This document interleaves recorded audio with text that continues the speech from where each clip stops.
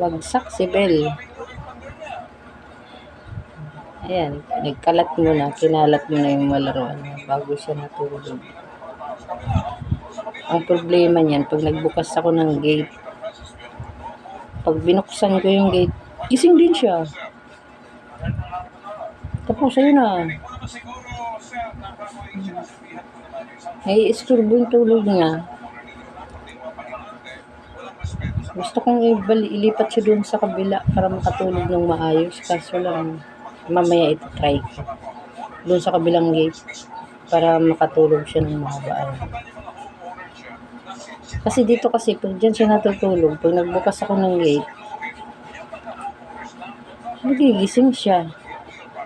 Ayun na, para na naman siyang kiti-kiti. Mamaya, itry ko din siya. Itry ko siya doon sa kabilang gate.